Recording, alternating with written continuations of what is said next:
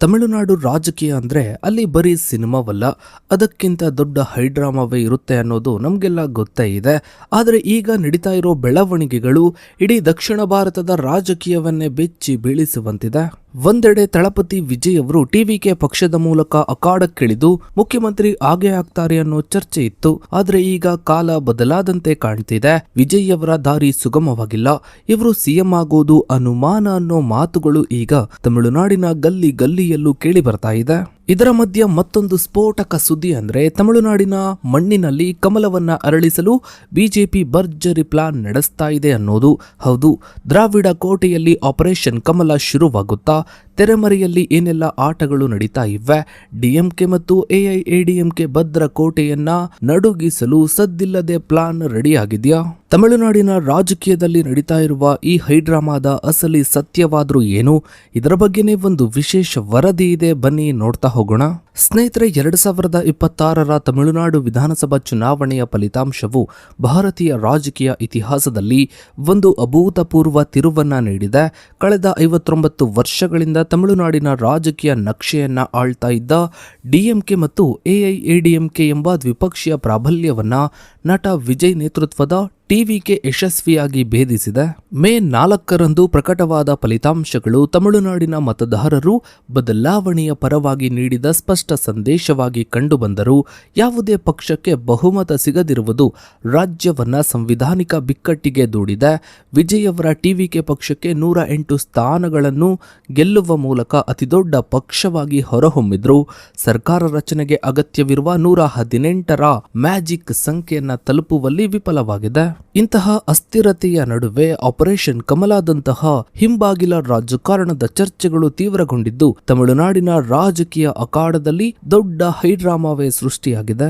ಸ್ನೇಹಿತರೆ, 2026ರ ಚುನಾವಣೆಯು ತಮಿಳುನಾಡಿನ ಇತಿಹಾಸದಲ್ಲಿಯೇ ಅತಿ ಹೆಚ್ಚು ಮತದಾನವನ್ನ ಕಂಡ ಚುನಾವಣೆಯಾಗಿದ್ದು 85.1% ದಾಖಲೆಯ ಮತದಾನವಾಗಿದೆ. ಈ ಚುನಾವಣೆಯು ಕೇವಲ ಒಂದು ಆಡಳಿತ ಬದಲಾವಣೆಯಲ್ಲ, ಬದಲಿಗೆ ತಮಿಳುನಾಡಿನ ರಾಜಕಾರಣದ ಸಿದ್ಧಾಂತ ಮತ್ತು ನಾಯಕತ್ವದ ಮೇಲೆ ನಡೆದ ಗಂಭೀರ ಜನಮತ ಸಂಗ್ರಹವಾಗಿದೆ. ವಿಜಯ್ ಅವರ ಜನಪ್ರಿಯತೆ ಮತ್ತು ಹೊಸ ಸಿದ್ಧಾಂತವು ಯುವ ಜನತೆ ಮತ್ತು ಮಹಿಳಾ ಮತದಾರರನ್ನ ಸೆಳೆಯುವಲ್ಲಿ ಯಶಸ್ವಿಯಾಗಿದೆ. ಟಿವಿಕೆ ಪಕ್ಷವು ತನ್ನ ಮೊದಲ ಚೊಚ್ಚಲ ಚುನಾವಣೆಯಲ್ಲಿಯೇ 108 ಸ್ಥಾನಗಳನ್ನ ಗೆದ್ದಿರುವುದು ರಾಜಕೀಯ ವಿಶ್ಲೇಷಕರನ್ನೇ ಅಚ್ಚರಿಗೊಳಿಸಿದೆ. ವಿಶೇಷವೇನು ಅಂದ್ರೆ ನಿರ್ಗಮಿತ ಅಂದ್ರೆ ಮುಖ್ಯಮಂತ್ರಿ MK ಸ್ಟಾಲಿನ್ ಅವರು ತಮ್ಮ ಭದ್ರಕೋಟೆಯಾದ ಕೊಳತೂರು ಕ್ಷೇತ್ರದಲ್ಲಿ ಟಿವಿಕೆ ಅಭ್ಯರ್ಥಿಯ ವಿರುದ್ಧವೇ ಸೋಲನ್ನ ಅನುಭವಿಸಿದ್ರು. ಈ ಸೋಲು ಡಿಎಂಕೆ ಪಕ್ಷದ ಮೇಲಿನ ಆಡಳಿತ ವಿರೋಧಿ ಅಲೆಯ ತೀವ್ರತೆಯನ್ನ ತೋರಿಸುತ್ತೆ. ಇನ್ನು ಸ್ನೇಹಿತರೆ, ಈಗ ಚರ್ಚೆ ಆಗ್ತಾ ಇರೋ ವಿಷಯ ಏನು ಅಂದ್ರೆ ವಿಜಯ್ ಅವರು ಮುಖ್ಯಮಂತ್ರಿಯಾಗುವ ದಾರಿಯಲ್ಲಿ ಪ್ರಸ್ತುತ ರಾಜ್ಯಪಾಲ ರಾಜೇಂದ್ರ ವಿಶ್ವನಾಥ್ ಅವರ ನಿಲುವು ದೊಡ್ಡ ಅಡೆತಡೆಯಾಗಿ ಪರಿಣಮಿಸ್ತಾ ಇದೆ.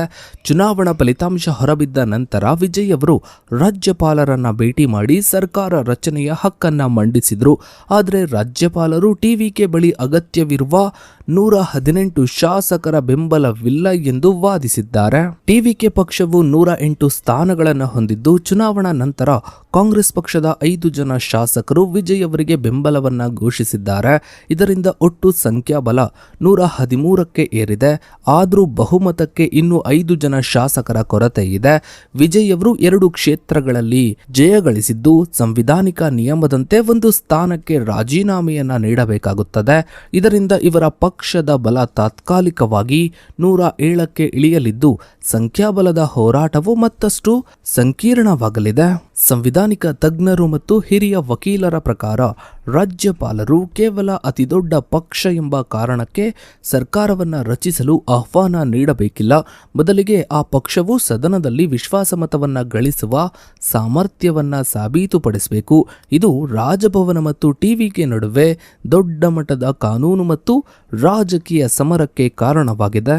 ಇನ್ನು ಸ್ನೇಹಿತರೆ, ಕರ್ನಾಟಕದಲ್ಲಿ ಸರ್ಕಾರವನ್ನ ಉರುಳಿಸಲು ಬಳಸಲಾಗಿದ್ದ ಆಪರೇಷನ್ ಕಮಲದ ಪದವು ಈಗ ತಮಿಳುನಾಡಿನಲ್ಲಿಯೂ ಮೊಳಗಿದೆ. ತಮಿಳುನಾಡು ರಾಜಕೀಯದಲ್ಲಿ ವಿಜಯ್ ಅವರ ಉದಯವು ಡಿಎಂಕೆ ಮತ್ತು ಎಐಎಡಿಎಂಕೆ 2 ಪಕ್ಷಗಳಿಗೆ ಅಸ್ತಿತ್ವದ ಭೀತಿಯನ್ನ ಹುಟ್ಟಿಸಿದೆ. ಈ ಹಿನ್ನೆಲೆಯಲ್ಲಿ ವಿಜಯ್ ಅವರನ್ನು ಅಧಿಕಾರದಿಂದ ದೂರವಿಡಲು ಬಿಜೆಪಿ ಆಪರೇಷನ್ ಕಮಲ ನಡೆಸುತ್ತದೆ ಎಂಬ ಗಂಭೀರ ಚರ್ಚೆಗಳು ನಡೀತಾ ಇವೆ. ಕಳೆದ 50 ವರ್ಷಗಳಿಂದ ಪರಸ್ಪರ ಬದ್ಧ ವೈರಿಗಳಾಗಿದ್ದ ಡಿಎಂಕೆ ಮತ್ತು ಎಐಎಡಿಎಂಕೆ ಪಕ್ಷಗಳು ವಿಜಯ್ ಅವರ ಟಿವಿಕೆ ಪಕ್ಷವನ್ನ ತಡೆಯಲು ಒಂದಾಗುವ ಸಾಧ್ಯತೆಗಳ ಬಗ್ಗೆ ವರದಿಗಳು ಬರ್ತಾ ಇವೆ. ಈ ಅನಿರೀಕ್ಷಿತ ಮೈತ್ರಿಗೆ ಬಿಜೆಪಿಯ ಪ್ರೇರಣೆ ನೀಡ್ತಾ ಇದೆ ಎಂದು ಮೂಲಗಳು ತಿಳಿಸ್ತಾ ಇವೆ. ಬಿಜೆಪಿಯು ಕಾಂಗ್ರೆಸ್ ಅಧಿಕಾರವನ್ನ ಹಂಚಿಕೊಳ್ಳುವುದನ್ನ ತಡೆಯಲು ಮತ್ತು ತಮಿಳುನಾಡಿನಲ್ಲಿ ಹೊಸ ಪ್ರಾದೇಶಿಕ ಶಕ್ತಿಯನ್ನ ಮೊಳಕೆಯಲ್ಲಿಯೇ ಚಿವುಟಲು ಈ ತಂತ್ರವನ್ನ ರೂಪಿಸ್ತಾ ಇದೆ ಎಂಬ ಮಾತುಗಳು ಕೇಳಿ ಬರ್ತಾ ಇದೆ.